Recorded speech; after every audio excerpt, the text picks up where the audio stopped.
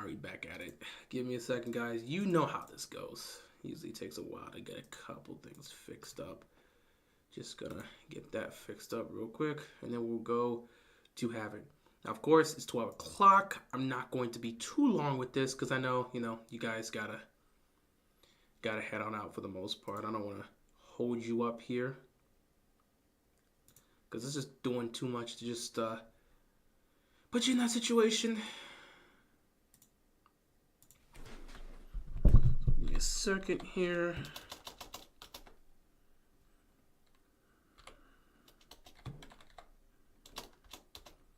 I am tired. That was a good game. Well, I would say that was a good game. As a football fan, you can't look at that and say that was a good game. It was a blowout. We don't like blowouts on primetime games. We want the best football. To be shown, and the fact that it ended up being a blowout definitely hurts it. Because again, it was a marquee matchup. You expect it to be great. And for one side, it was great. For the other side, it was a nightmare. So, yeah, we got some things to talk about here. Give me a second as I finish this off. Now, again, I'm going to try to keep it.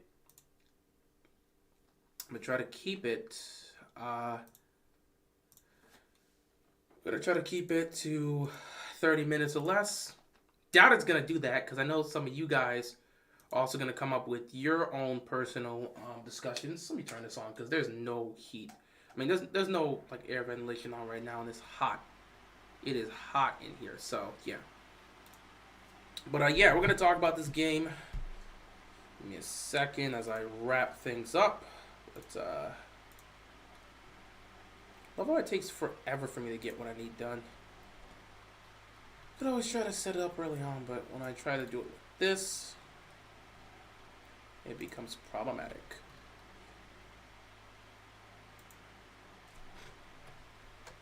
Alright. We should be good to go. Alright. What is going on, everybody? Hope. I don't have to hope anything. I know Ravensflock's happy. Oh boy, this win is something special. This win felt nice. This was the best win of the season. This was the most complete game the Ravens have played all season. And this was a statement win. Statement win on primetime against the Buffalo Bills. Woo! Man. This was a good win.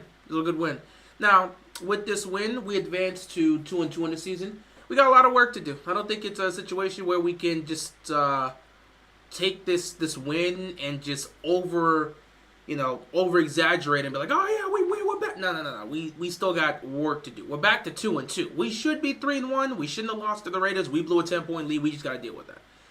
And there was a possibility we could have beaten the Chiefs, but it is what it is. We don't want to be on the almost or could have or should have won. We want to be on the winning side. And today we are on a winning side. So it's cool to be able to enjoy this win, and it's cool to be able to watch the Ravens dominate a team and then finish. Last week in Dallas, they dominated the Cowboys, but they didn't finish, which led to them nearly blowing that 22-point lead. Today, they finished, they dominated, they got everything done.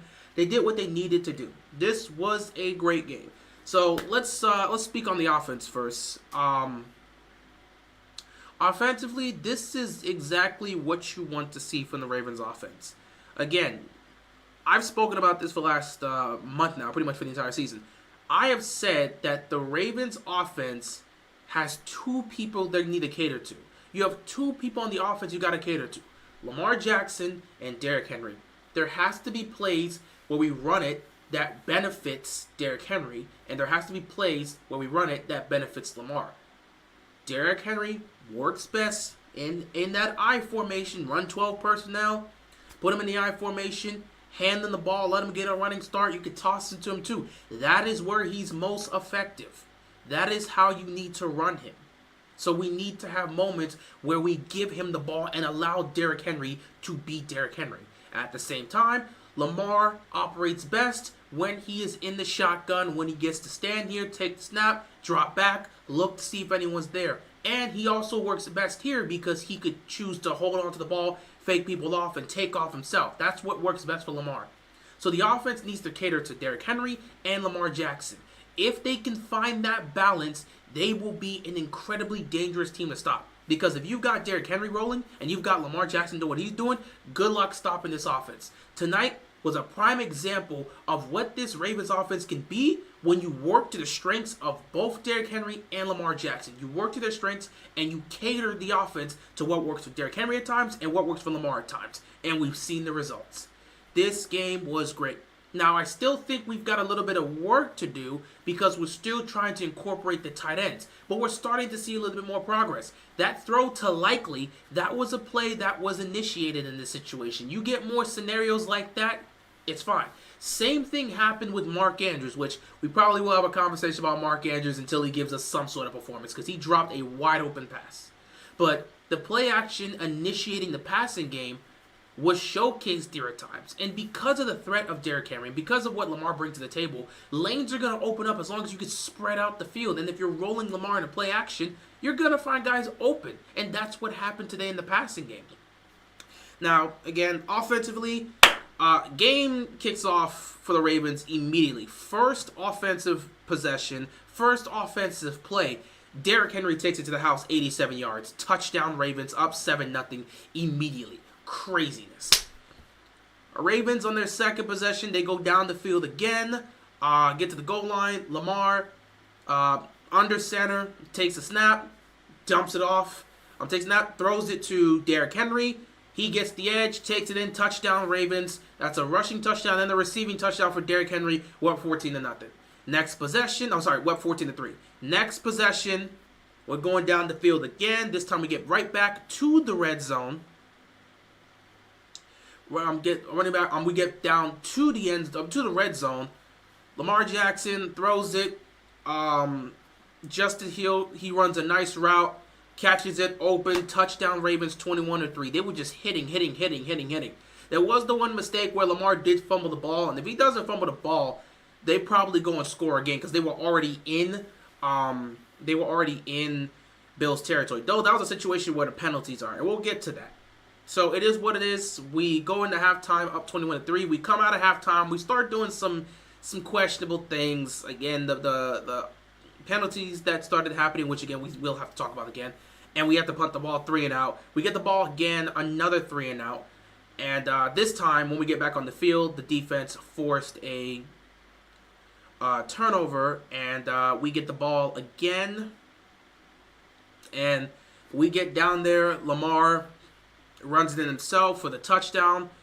We're up 28-10 at this point. And again, defense is making a stop. Offense gets the ball. We're going down the field. And it ends up becoming 35-10. And that's pretty much the game. So I liked what I saw offensively.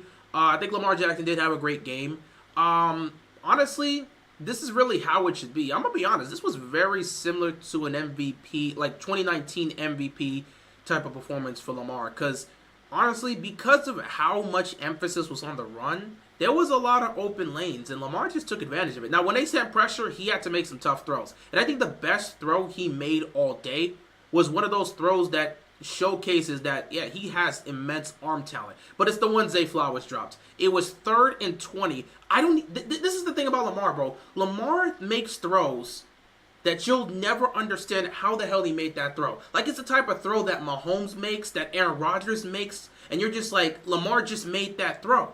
And you're like, how the hell did he make that pass? That throw to Zay Flowers on 3rd and 20 was the best throw he made all game. And it wasn't completed because Zay Flowers didn't catch the ball. He was trying to get his feet in bounds and then wasn't really trying to pay attention towards the ball, just trying to make sure his feet was there before he got the ball.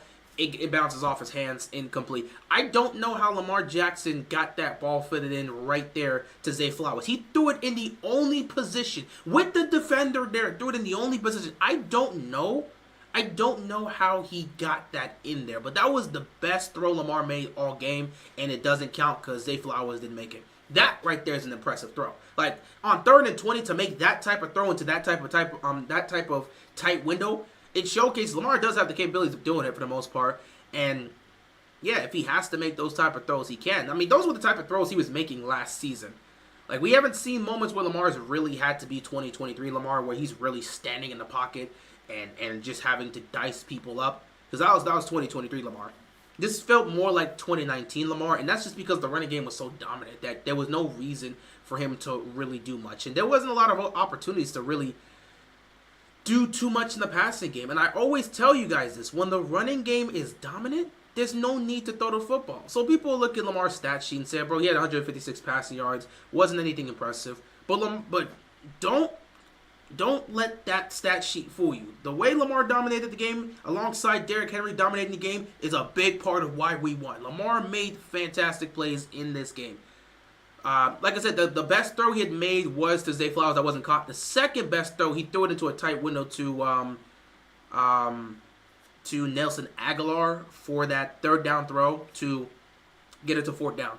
So, yeah, I'm not getting fourth down. To get it to first down, it was 3rd and 11. He just put it right there in between 2 defenders, right to Aguilar, which shocked me in terms of Aguilar catching it. I've seen Lamar make that throw before, but he's done that plenty of times with Mark Andrews in that situation, and I expect that for Mark Andrews to catch that, at least in the past. I don't know about right now. But, the fact that Nelson Aguilar made that catch was surprising to me. But, yeah, Lamar didn't really need to do much in the passing game, and I'm perfectly fine with that. If you're going to dominate this much on the ground game, I don't need you to do much in the passing game. They ran for nearly 300 yards. When you run for nearly 300 yards, you're not going to pass for 200-plus yards. No offense is averaging 500-plus yards of offense. If you're running for nearly 300, which actually, let me take a look at that. I want to take a look at that. The Ravens ran for 271 yards. Yeah, if you're running for nearly 300 yards, you're not going to pass for nearly 300 yards. Now you're just now you're not going to pass for over 200 yards. No offense is going to be averaging over 500 total yards. Nah, that's not going to happen. So you'll take that. If Derrick Henry's running the ball like that, and the offense is looking as great like that, as great as they did tonight, and they're that efficient, then that's the 2019 offense. But now it's a 2019 offense where you have somebody that can help Lamar out. It's not just Lamar got to make magic. It's now, Lamar can just turn around and hand it to this monster known as Derrick Henry, and he's going to go make magic. Lamar can just stand back, so he doesn't have to do everything. He can trust in 22, which is great to see so far this year. But, yeah, I loved what I saw offensively. This is the offense we should have seen in Week 1 against the Chiefs. This is the offense we should have seen in Week 2 against the Raiders. If we would have played like this, I felt we would have had a great chance to win either one of those games. But it is what it is. The Ravens, for some reason, take forever to ever... It takes them forever to figure out what they're going to do. I don't know why it takes them forever to figure out how their offense is going to operate, but this is the same thing that happened last year. Let's not forget, if Baltimore wins next week against the Bengals, which we'll talk about in the preview some point this week, but if they beat the Bengals, they'll be 3-2. Last year, they were 3-2. And they finished the season off, 13-4? For some reason, the Ravens take forever to get going offensively. It's like they have to figure out what they want to be and what works for them, or what should be working for them, before they finally put it together. So, we'll have to see. But I love what I saw offensively. What was impressive today was defensively, because the Ravens' defense was getting clowned all week. After them giving up nearly 400 yards passing and 3 touchdowns to Dak Prescott and nearly blowing a 22-point lead, after that, everybody was clowning the Ravens' defense. The Ravens' secondary was the worst in football. They were that bad. If Dak Prescott can carve them up, Josh Allen's certainly going to carve them up. They needed to get it together. And I was saying it in my preview, the only way I could see the Ravens winning this game is if the secondary figures out its communication issue between now and the game Sunday night. If they can figure out the issues that's happening in the secondary, they have a great chance to win. And guess what? They figured out the issues that was happening in the secondary. Whatever miscommunication was happening with them, they figured it out real quick. And they got it together real quick. This is the Ravens defense we saw last year. This is the Ravens defense we need to see on a week-to-week basis. This is the potential the Ravens defense can showcase. They dominated this game. They did not allow Allen to really get anything going downfield. Now, part of it has to deal with them just dominating overall. And then another part of it has to deal with 1 or 2 drops down the field. Like, if you saw one of the plays just before halftime, I believe, Josh Allen threw a perfect pass to Coleman. It was in his hands. Brandon Steen was playing perfect coverage too, but it was in Coleman's hands. He dropped it. Nothing you could do about that. But other than that, the defense was just balling out. They were putting pressure. Kyle Van Noy's got 6 sacks in 4 games. He is balling out of his mind. So the defense They're making good stops on the run. They're pressuring Josh Allen. They're getting to him. They're forcing him to throw the ball out of bounds. They're sacking him. But most importantly, they did something we ain't really seen from Josh Allen much this year. They forced him to turn the ball over. That strip sack ultimately changed the game. And I'm not going to speak on it. Bills fans are already pissed off and they're talking about it. But I was confused why you run a trick play there.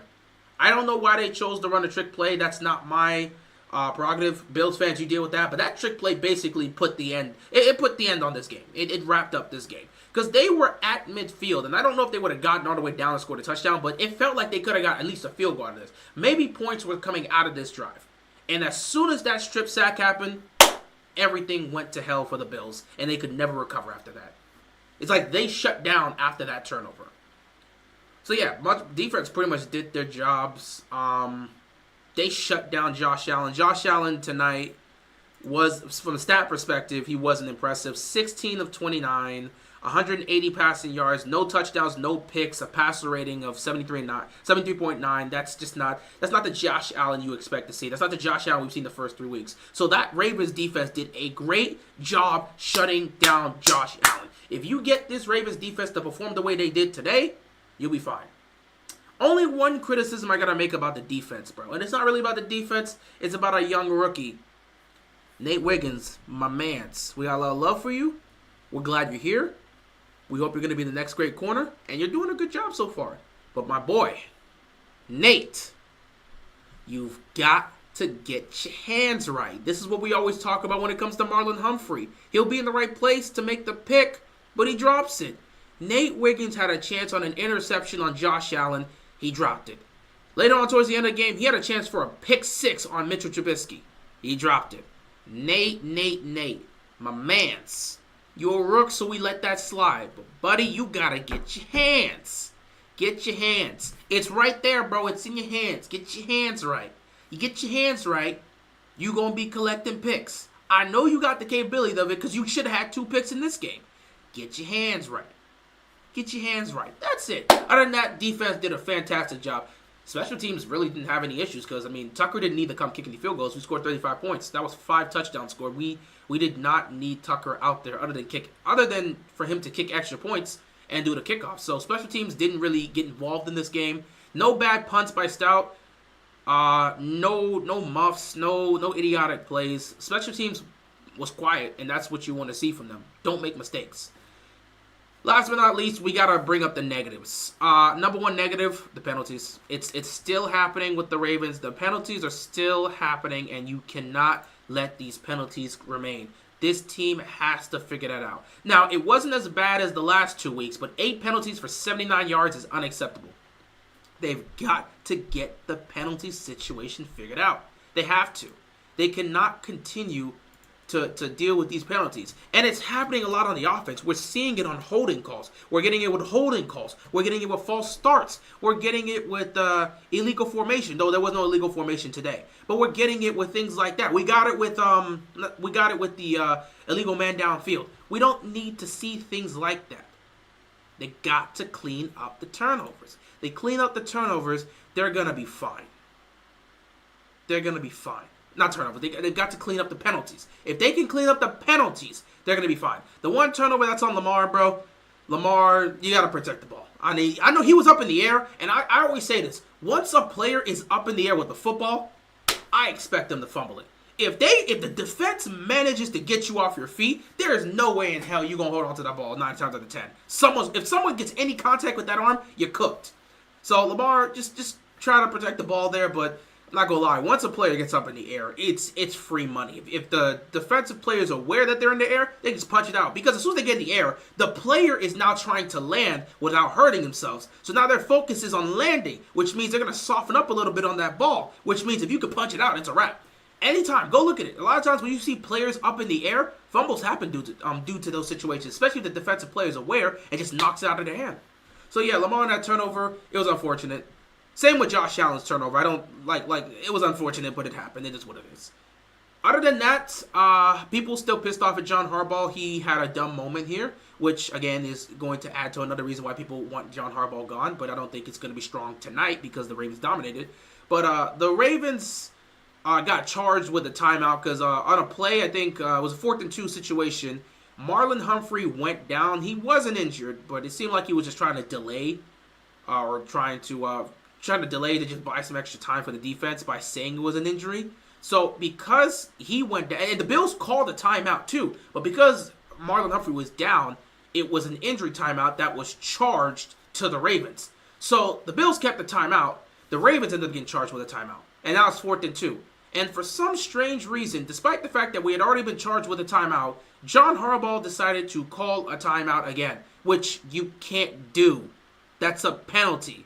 So, penalty happened and first down, Buffalo. Now, it didn't result in anything. Ravens defense still clutched up and got them off the field. But the fact that John Harbaugh made a boneheaded play in that moment pissed off a lot of fans. I don't think the fire John Harbaugh train has lessened because of this dominant win. The fact that Harbaugh did that in that moment has actually pissed people off even more and has made them still want him gone. So, it is what it is. Overall, great win for the Ravens. Absolute dominance. You go to 2-2 on the season, and now things are looking up. When we were 0-2, things weren't looking so great because we had to go to Dallas, where Dallas doesn't lose like that, and then we had to take on the Buffalo Bills that looked unbeatable to everybody. But the Ravens held on against the Cowboys. They've dominated the Bills, and now they've got to dance with Cincinnati, which will not be an easy game. I know we have done well against Cincinnati. We've usually dominated them, but understand this. Cincinnati's 1-3. They're playing for their lives. So this game next week is going to be potentially for their season. You lose 4 games this early on in the season, you might be out of the playoffs. They cannot start the season 1-4. They cannot afford to. They have not played any divisional matchups. And if they face off against their first divisional rival and it's a loss and they go to 1-4, Cincinnati's season could be over before we even know it. So this is going to be a tough game. I can argue this game against Cincinnati is going to be tougher than the game we just dealt with when it comes to the Bills. This matchup against Cincinnati will be tougher because Cincinnati is fighting for their lives. Buffalo didn't have much to lose here. Cincinnati is fighting for their lives. This is going to be a tough game against Cincinnati. Do not underestimate them. That's going to be a tough matchup, so we got to be prepared. If we can beat the Bengals and the Steelers lose to the Cowboys on Sunday Night Football, then after 5 weeks, the Ravens will be 3-2 and first in the AFC North. So we'll have to see if we can get some magic going next week. But in terms of this win, fantastic job.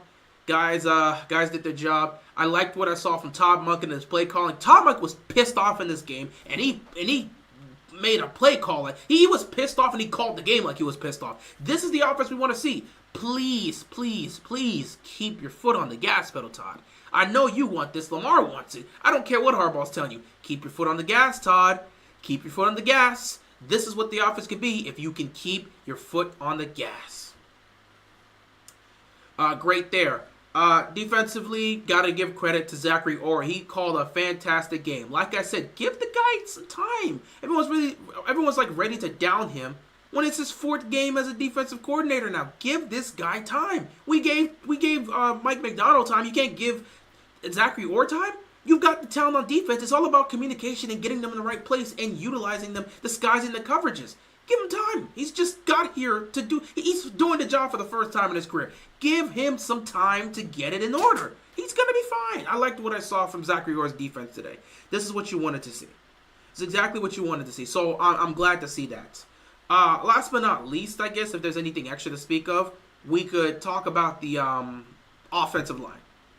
I think the offensive line today actually did a lot better than I expected because, again, the Ravens also leaned in heavily on the run game. They were sliding the offense. You were seeing it. They were sliding the offensive line to the left side a lot. They were. But at the same time, that Derrick Henry run happened on the right side. And it was because of Rosengard and Faalele. Now, Rosengard being on that side. We've wanted Rosengard to start as your right tackle, so that kind of takes away from how that is. But Faalele actually did a pretty good job. I don't think Faalele really did that bad today. Again, not a lot of moments to sit back and pass, just in terms of drop back passing, because a lot of times we were actually rolling Lamar out. But I think the offensive line did a good job in holding up for the most part. However, there were times where the Bills were sending pressure, and once the Bills felt the need to send pressure, that offensive line couldn't do anything. I'm not going to lie. When the Bills started sending pressure, Lamar all of a sudden has to backpedal and get the ball out. That's how we got the intentional grounding call at the start of the third quarter. Legitimately. Started the third quarter, Bills came out and said, we're just going to blitz this offensive line because we feel we can beat them. And immediately we get a situation where we get Lamar running for his life. He's got to throw the ball away, intentional grounding, and that's just how it is. But it is what it is for the most part.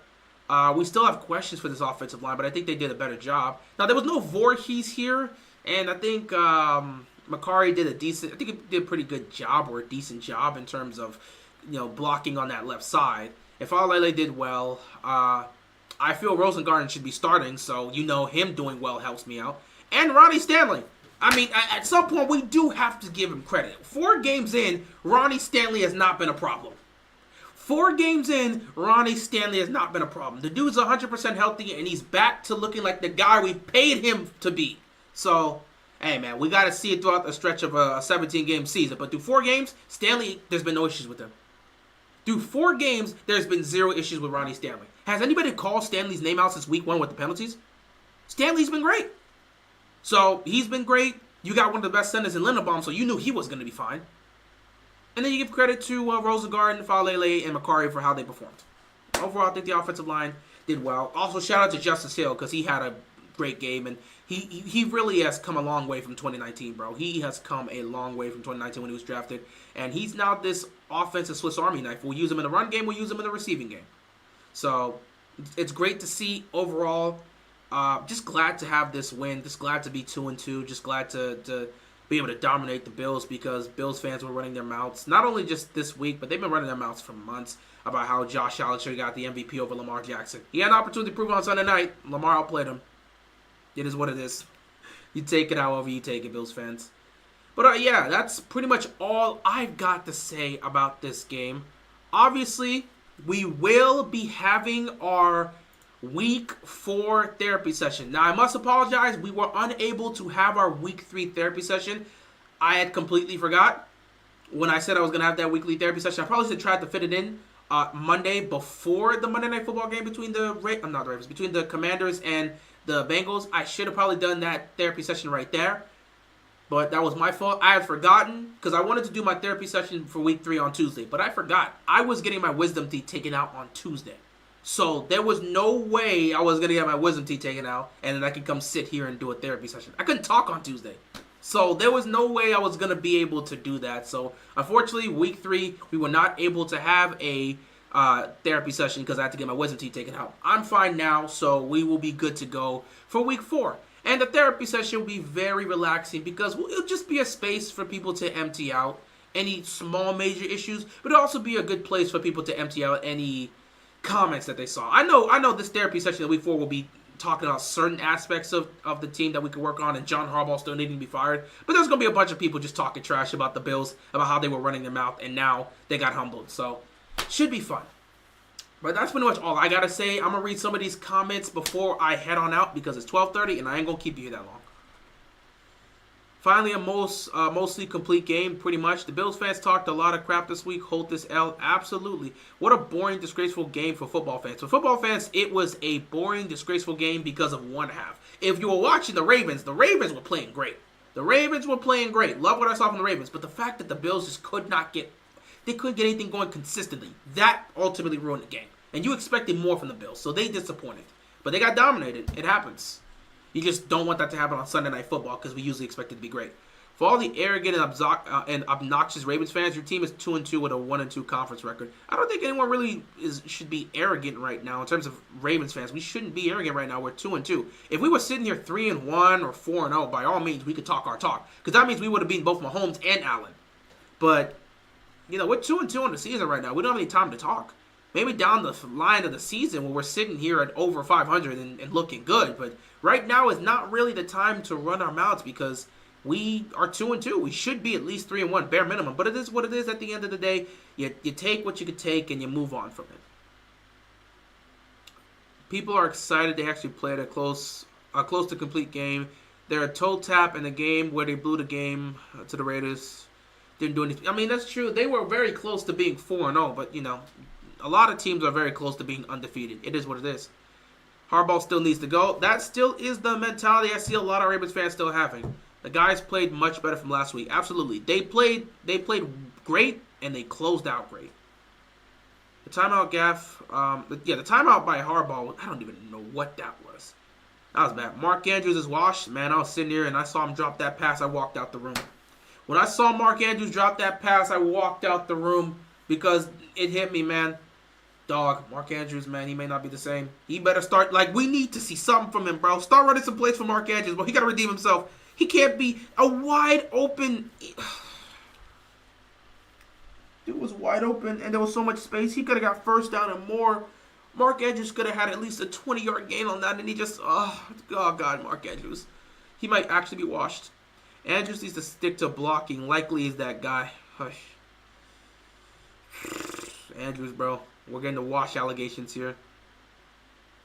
Lamar did have game manager stats this game. Yeah, I mean, in terms of stat sheet, yeah. But, again, with the context of the game, you can understand that stats don't tell the whole story of everything. And you would understand with the way Lamar played, he dominated the game. Just like when Josh Allen dominated the Dolphins in Week 2, he didn't have great stats. But we saw him dominate the Dolphins. Stats don't always tell the whole story. Because if we're looking at the stats of how Dak Prescott played in Week 3, that man had a dominant game against the Ravens defense. When in reality, he was getting beat for 3 quarters, and then the Ravens defense got conservative and started getting smoked in the fourth. Stats don't always tell the story. Stats don't always tell the story, and we got to be fair with that. What do you think about our O-line the last 2 weeks?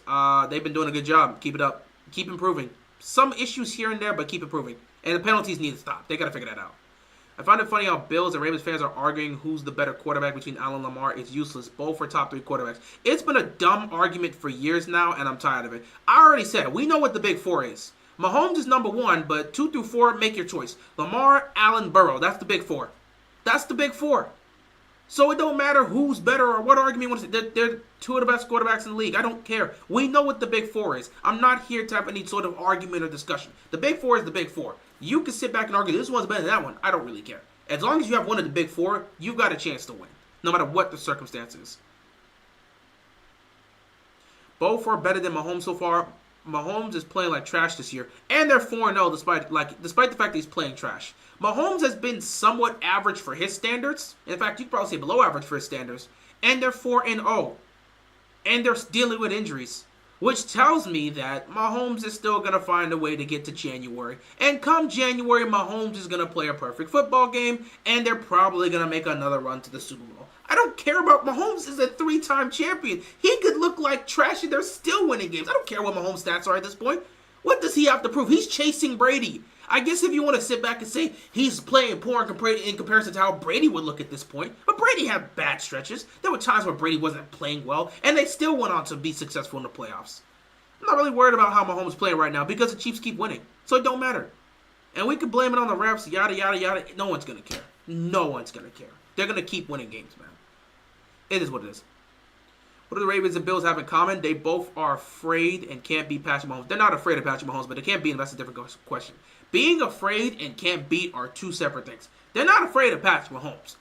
They just haven't been able to beat him when it matters most. Now, both of them have beaten him in the regular season. The Bills have they have a winning record against Mahomes in the regular season. It's just come playoffs, they can't beat him. So there's no fear factor in this. They're playing a game, dude. There's no fear factor. They're not afraid of the guy. In fact, in those moments, you want to be able to test yourself against the best. So no, they're not afraid of Patrick Mahomes, but can't beat him. As of right now, you can say that. And again, I wouldn't even say can't beat Patrick Mahomes. It's they cannot beat the Chiefs. I get that you guys have this idea that Patrick Mahomes is doing everything, but y'all are forgetting that Andy Reid is still the coach here, and he's doing his thing. Travis Kelce is still being Travis Kelce, though this year he has not been that.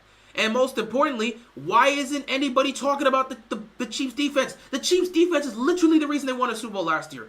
Everyone keeps saying Mahomes, Mahomes, Mahomes. And yes, he's the best quarterback in the game. We know. But stop acting like the Chiefs as a whole isn't responsible for their success. Stop acting like it's just Patrick Mahomes. The biggest defensive play of the year last season. The ball getting knocked out of Zay Flowers' hands. That was the biggest defensive play. That was arguably the biggest play all last year. That wasn't a Mahomes play. Mahomes is the best quarterback in the game. We don't have to question it. We don't have to doubt it.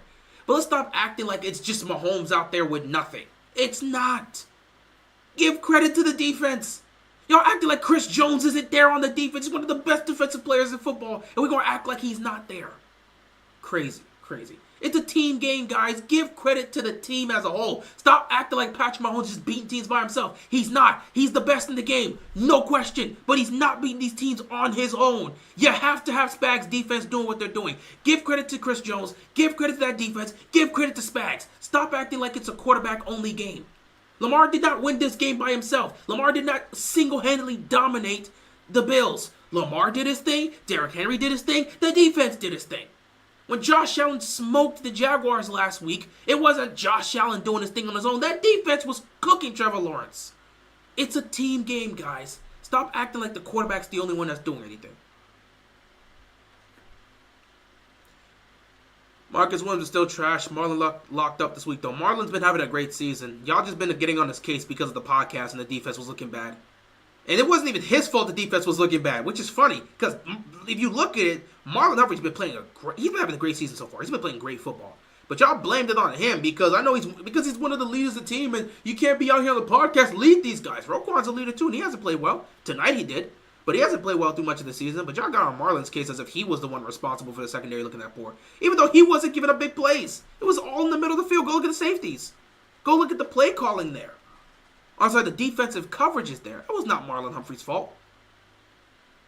The only way the Ravens can win is if they have big leads. Otherwise, they'll fold like a cheap dress suit. That's not true. Ravens have had leads where they've been down by double digits. They've had games where they've won where they're down double digits, and they've won close games. So that's just not correct. I mean, if you want to be factually incorrect, by all means, that's cool. But, I mean, if you were making that argument in 2019, fine. But Ravens have won plenty of games where they've been down double digits and have come back. Hell, the one win they have against Kansas City, they were down by 10 plus in the fourth quarter, came back and won. So they've won being down by double digits. They've won close matches too. No, it's not like they have to only have a big lead to win. That's just not true. But if you want to make that statement, you're entitled to your opinion, man. Calvin Noy looks like he's got the herb fruit from the Black Panther. I expected to be getting a random drug test. This dude's playing out of his mind at his age. It's crazy. And I love it. Thank God Calvin Noy came back. I don't know where this defense would be without Calvin Noy. Also, shout out to Adafio. He played well as well. He played really well today. And Matabike, too. He played nice. Here's my take. The Bills played a formidable opponent, and they got their heads cracked. That's going to be the take all week because everyone was questioning those wins. They sat back and said, yeah, well, you beat the Cardinals. The Cardinals aren't a good team. And you almost lost to them. Yeah, well, you beat the Dolphins, but the Dolphins aren't seen as a team that can consistently beat teams over 500. And Tua got hurt. Yeah, you beat the Jaguars, but the Jaguars are playing like trash right now. They're winless, and they don't even look like a good team. Beat a real team. That's what people are going to say. And since you got blown out by Baltimore, the narrative's going to go there. So that's what Buffalo's going to be dealing with this week. Great team win tonight. Yep, John Harbaugh always gets bailed out of his stupidity and it flies under the radar. Nothing we can do about it. Basically, the Harbaugh firing train depends on Zachary Orr having the defense playing tonight. So we should just make him head coach. You know that's not gonna happen. I didn't see no fault on defensive side. Yeah, defense did their job. No problems with the defense. They didn't give up any big plays. Well, okay, they gave up the one play, to Shakir. But at the end of the day, that's just Josh Allen making magic. I don't know what defense would do at that point. Like, everyone was locked in on Josh Allen, and he just made magic happen. Sometimes you're going to give up a big play like that. I don't even blame the Ravens defense for that. That was just Josh Allen making magic. Shakir was out of bounds, got behind everybody while they were paying attention to Josh Allen, reestablished himself, and then Josh Allen threw a freaking heater down the field. Nothing you can do about that. That's just Josh Allen being special. That's what he does. But other than that, defense really didn't have any problems today. They did their jobs. Fullback Ricard made a key block that sprung Henry for 87-yard touchdown, and that's why we have Patrick Ricard here to help out Derrick Henry in terms of giving him holes to be able to run through. Stanley hasn't pissed me off that much so far yet. The only time he's pissed anyone off this year was the penalties in Week 1. Other than that, he has not given up anything. The O-line is getting better. I still have my issues with it, but I'll say if they continue to keep the pedal floored and take the penalties down to a minimum, they'll be good. Yep. Does Jaden remind you of Lamar, and what do you feel about people saying he's better than Lamar?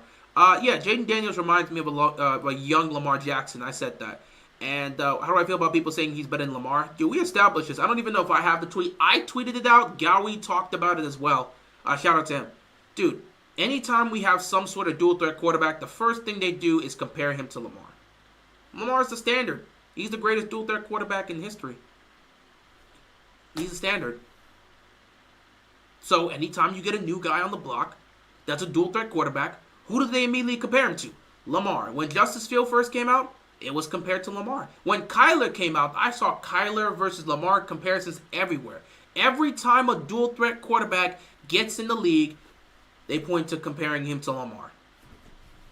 He's got that title right now. So anyone that wants to say he's better than Lamar, I don't have a problem with that at the end of the day. That's just showing respect, because every time we're trying to compare a dual threat quarterback, who's the name that's being brought up? Lamar. He's earned that at this point.